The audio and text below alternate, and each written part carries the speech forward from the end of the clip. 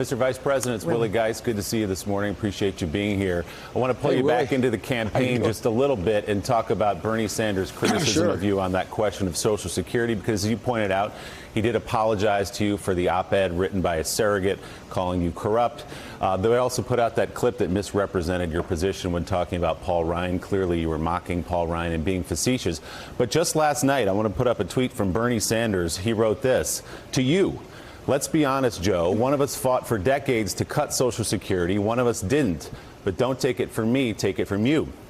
They include there a video clip, a statement you made on the Senate floor in 1995 where you were talking about freezing federal spending, including Social Security. So it's not just surrogates, and he can complain, but it's coming from the principal himself. They think they have an issue with you on Social Security. So once and for all, will you cut Social Security benefits if you become president? No, no, no, no. And we weren't talking about cutting them either then. That was trying to figure out how we got through a debacle where the whole government didn't shut down. And so, look, I find it amazing that we go back and look at statements, many of them, most of them take them out of context of 10, 20, 30, 35 years ago.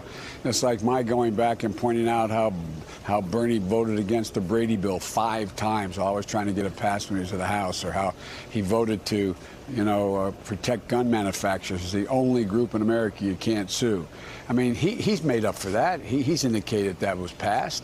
But if you want to talk about things that are really different, my support for Social Security has been solid my entire career. I did join with a lot of other Democrats to make sure we fixed Social Security, quote unquote, made it solvent during the Reagan years.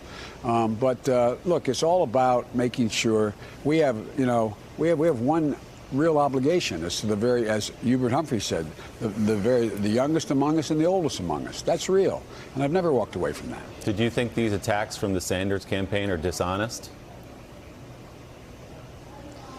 What I don't want to do is start to characterize them. I accept the apology, and I hope we'll argue in the facts. Thanks for checking out MSNBC on YouTube, and make sure you subscribe to stay up to date on the day's biggest stories. And you can click on any of the videos around us to watch more from Morning Joe and MSNBC. Thanks so much for watching.